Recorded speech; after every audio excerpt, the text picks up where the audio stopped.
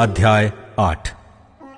तब अप्रैमी पुरुषों ने गिदोन से कहा, तूने हमारे साथ ऐसा बर्ताव क्यों किया है कि जब तू मिद्यान से लड़ने को चला तब हमको नहीं बुलवाया? अतः उन्होंने उससे बड़ा झगड़ा किया। उसने उनसे कहा, मैंने तुम्हारे समान भला अब किया ही क्या है? क्या एप्रैम की छोड़ी हुई दाख भी अबीएजेर की सब फसल से अच्छी नहीं है? तुम्हारे ही हाथों में परमेश्वर ने ओरेब और जेब नामक मिद्यान के हाकिमों को कर दिया, तब तुम्हारे बराबर मैं कर ही क्या सका? जब उसने यह बात कही तब उनका जी उसकी ओर से ठंडा हो गया। तब गिदोन और उसके संगी 300 पुरुष जो थके मांदे थे तो भी खदेड़ते ही रहे थे, यरदन के किनारे आकर पार हो गए।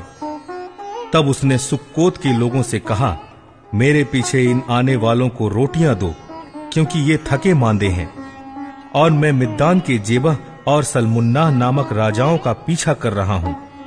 सुक्कोत के हाकिमों ने उत्तर दिया, क्या जेबह और सल्मुन्नाह तेरे हाथ में पड़ चुके हैं कि हम तेरी सेना को रोटी दें? गिदोन ने कहा, जब यहोवा जेबह और सल्मुन्नाह को मेरे हाथ में कर देगा, तब मैं इस बात के कारण तुमको जंगल के कटीले और बिच्छू पेड़ों से नुचवाऊंगा। वहां से वो पनुएल को गया और वहां के लोगों से ऐसी ही बात कही, और पनुएल के लोगों ने सुक्कोत के लोगों का सा उत्तर दिया। उसने पनुएल के लोगों से कहा, जब मैं कुशल से लौट आऊंगा तब इस गुम्मट को ढा दूंगा। जेबह और सल्मुन्नाह तो करकोर में थे और उनके साथ कोई 15,000 पुरुषों की सेना थी, क्योंकि पूर्वियों की सारी सेना में से उतने ही रह गए थे, और जो मारे गए थे वे 1,20,000 हथियारबंद थे।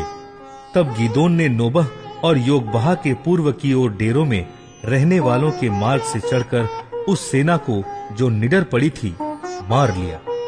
और जब जेबह और सल्मुन्नाह भागे तब उसने उनका पीछा करके मिद्यानियों के उन दोनों राजाओं अर्थात जेबह और सल्मुन्नाह को पकड़ लिया और सारी सेना को भगा दिया।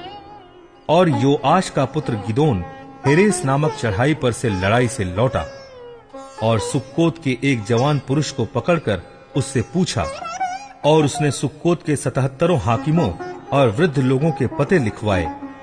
तब वह सुक्कोत के मनुष्यों के पास जाकर कहने लगा, जेबह और सल्मुन्नाह को देखो, जिनके विषय में तुमने यह कहकर मुझे चिढ़ाया था कि क्या जेबह और सल्मुन्नाह अभी तेरे हाथ में हैं कि हम तेरे थके मांदे जानों को रोटी दें? तब उसने उस नगर के वृद्ध लोगों को पकड़ा और जंगल के कटीले और बिच्छू पेड़ लेकर सुक्कोत के पुरुषों को कुछ सिखाया, और उसने पुनुएल के गुम्मट को ढा दिया और उस नगर के मनुष्यों को घात किया। फिर उसने जेबह और सल्मुन्नाह से पूछा, जो मनुष्य तुमने ताबोर पर घात किए थे वे कैसे थे? उन्होंने उत्तर दिया, जैसा तू वैसे ही वे भी थे, अर्थात एक एक का रूप राजकुमार का सा था।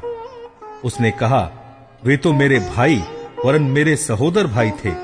यहोवा के जीवन की शपथ, यदि तुमने उनको जीवित छोड़ा होता तो मैं तुमको घात न करता।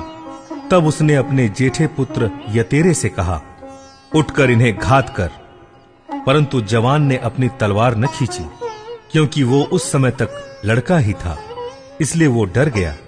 तब जेबह और सल्मुन्नाह ने कहा, तू उठकर हम पर प्रहार कर, क्योंकि जैसा पुरुष हो वैसा ही उसका पौरुष भी होगा। तब गिदोन ने उठकर जेबह और सल्मुन्नाह को घात किया और उनके ऊंटों के गलों के चंद्रहारों को ले लिया।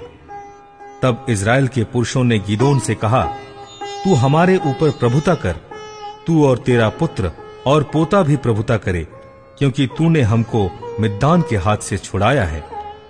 गिदोन ने उनसे कहा, मैं तुम्हारे ऊपर प्रभुता न करूंगा और न मेरा पुत्र तुम्हारे ऊपर प्रभुता करेगा, यहोवा ही तुम पर प्रभुता करेगा। फिर गिदोन ने उनसे कहा, मैं तुमसे कुछ मांगता हूं, अर्थात तुम मुझको अपनी अपनी लूट में की बालियां दो। वे तो इश्माएली थे, इस कारण उनकी बालियां सोने की थीं। उन्होंने कहा, निश्चय हम देंगे। तब उन्होंने कपड़ा बिछाकर उसमें अपनी अपनी लूट में से निकालकर बालियां डाल दी।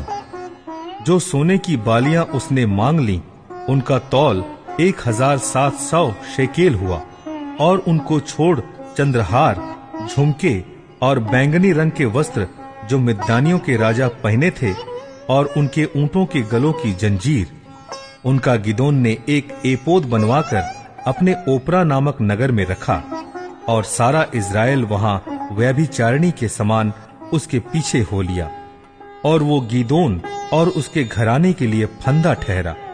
इस प्रकार मिद्यान इज़राइलियों से दब गया और फिर सिर न उठाया, और गिदोन के जीवन भर अर्थात 40 वर्ष तक देश चैन से रहा। गिदोन की मृत्यु।